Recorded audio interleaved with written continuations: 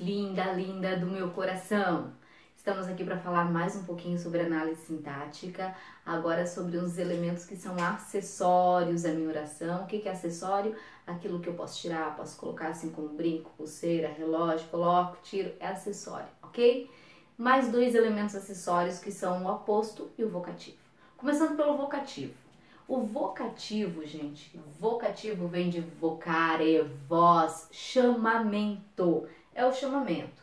Marca do vocativo. O vocativo, ele geralmente, ele vem com marca de pontuação, tá? Então, o vocativo, ele vem separado por 2 pontos, vírgula, mas ele também, dependendo do contexto, ele pode vir com um ponto de interrogação, com uma exclamação, se for um poema, né, se for um texto literário, tá? Então, olha só, quando eu digo assim, meu filho, estude mais.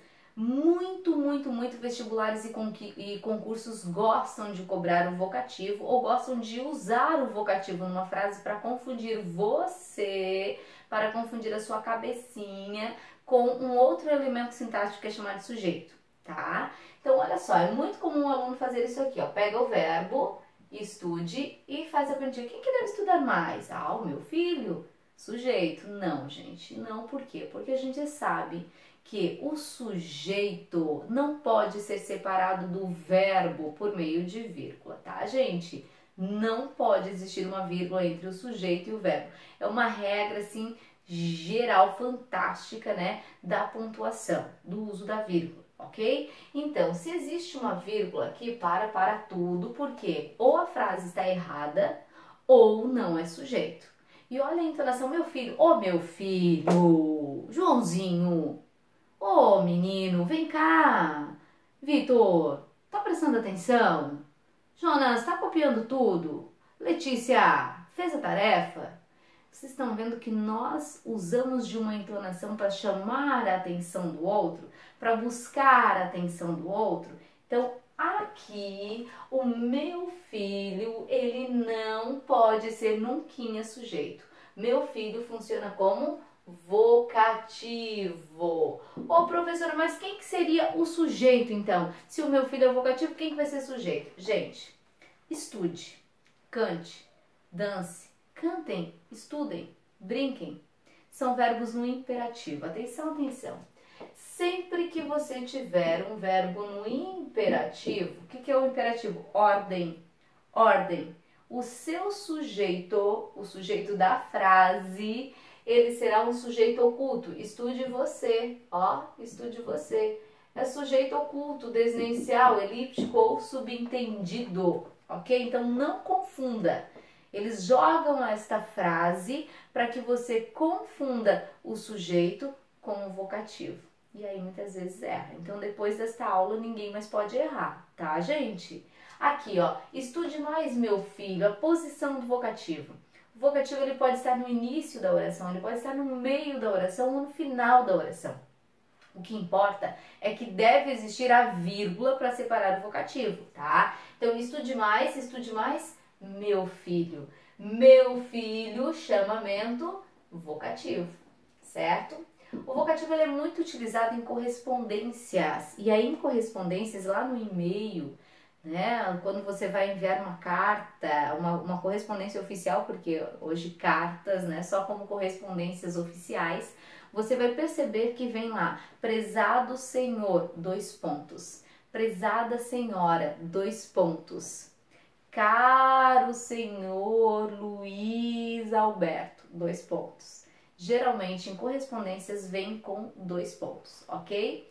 Ou pode aparecer também com o uso da vírgula, certo, gente? Então, muita atenção aqui para não confundir um vocativo com o seu sujeito oculto, desinicial, elíptico, subentendido, certo?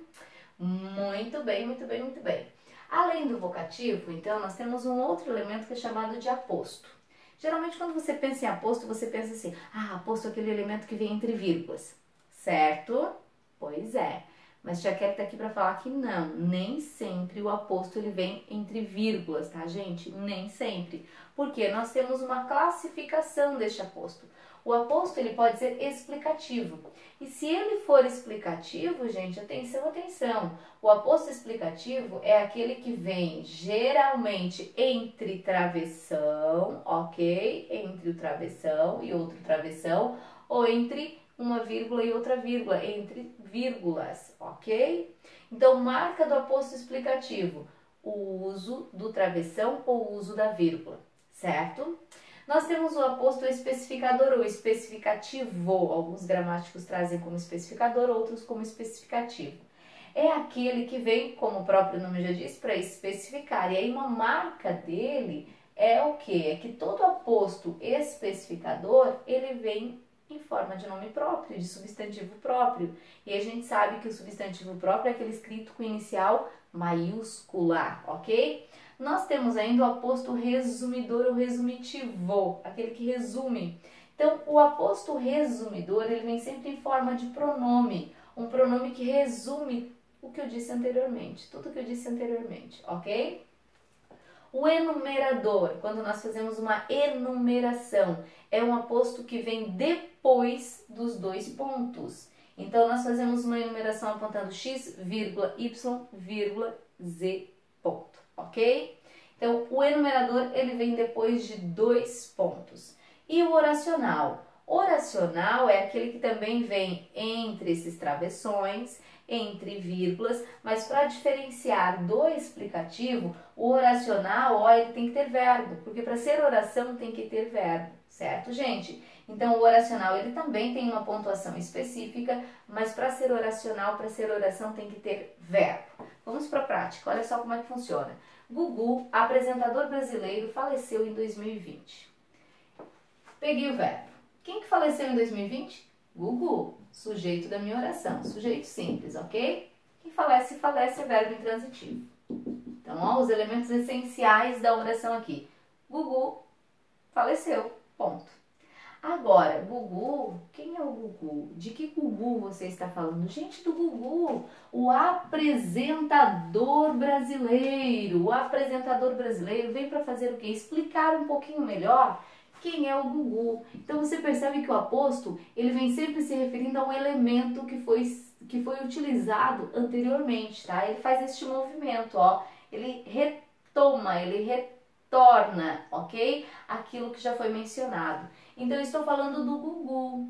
Quem é o Gugu? Um apresentador brasileiro. É uma característica que eu trago aqui, ok? Uma explicação a mais que eu trago aqui sobre o Gugu. Poderia retirar, eu poderia dizer, o Gugu faleceu em 2020, bem, se eu parto do pressuposto de que todo mundo conhece o Gugu, ok, eu posso retirar, porque ele é uma informação a mais, ok? Eu tenho aqui então um aposto que explicativo, olha só o aposto explicativo, tanto que o que aparece aqui, vírgula e vírgula, poderia ser travessão e travessão, ok? Aliás, numa redação fica muito bonitinho, muito chique, né? Quando você utiliza travessão e travessão.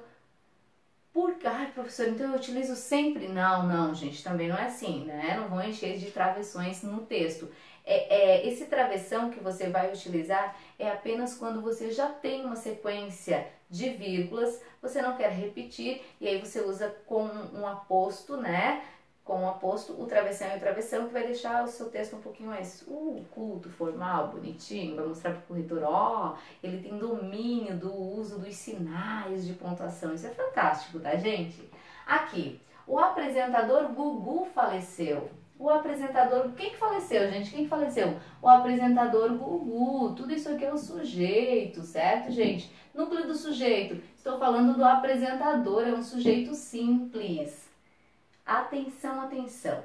Se eu dissesse apenas assim, o apresentador faleceu, vocês me perguntariam, que apresentador? O apresentador Gugu? Silvio Santos? Quem? Quem exatamente que faleceu?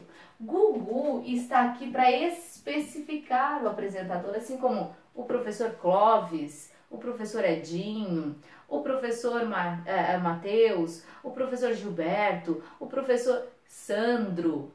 Eu tenho aqui Sandro, Gilberto, Marcos, Matheus, Clóvis, são substantivos próprios, da mesma forma que Casas Bahia, Casas Colombo, certo? Casas, que casas?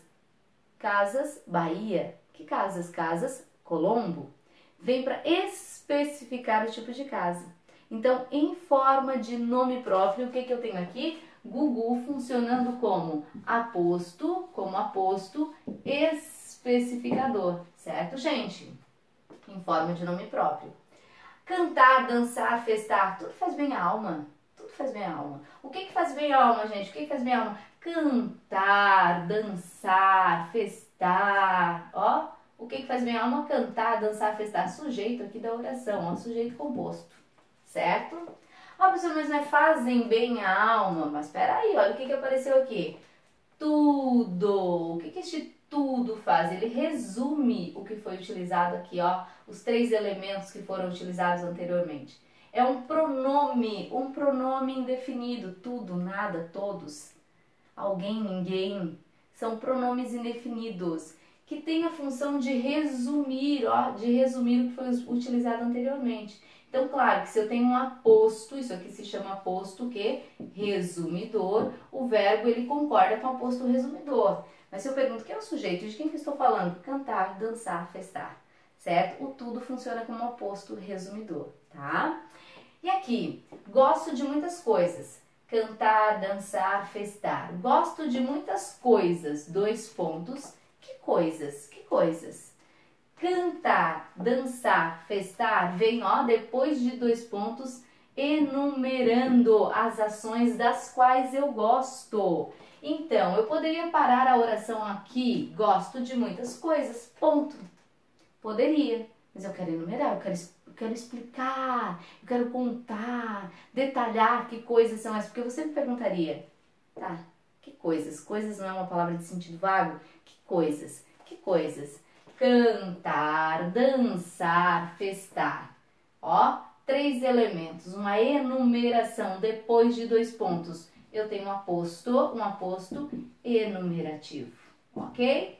Aqui, Gugu, que foi um grande apresentador da TV brasileira, faleceu em 2020. Quem que faleceu em 2020? Gugu, tá aqui, ó, o sujeito simples da minha oração. Eu poderia cortar tudo isso aqui, que está entre vírgulas, ó. Gugu faleceu em 2020, mais uma vez. Se eu parto do pressuposto de que a maioria, né, das pessoas conhece o Gugu, sabe quem é Gugu, ok, corto. Mas se eu preciso trazer informação a mais sobre Gugu, de que Gugu eu estou falando? Né? Aquele que foi um grande apresentador da TV brasileira. Ô professor, isso aqui não é um explicativo? Atenção, gente, ó. Foi é verbo, ó. Entre as vírgulas existe um verbo. Se existe um verbo, eu tenho uma oração. Se eu tenho uma oração, eu tenho um aposto, atenção, atenção, eu tenho um aposto oracional. Oracional. Ele vem para explicar melhor, sim, explica melhor quem foi Gugu, quem é o Gugu, do qual eu falo aqui, tá? Mas ele vem em forma de oração. Dentro dessa estrutura, entre vírgulas ou entre travessões, eu tenho um verbo. Se não aparecer o verbo, ele é apenas explicativo. Apareceu o verbo, ele é oracional. Certo, gente? Compreendido, então? Entenderam, então, o que é um vocativo, o que é um aposto, como funciona no texto? Joinha? Beijinho, beijinho. Tchau, tchau. E até a nossa próxima aulinha, gente!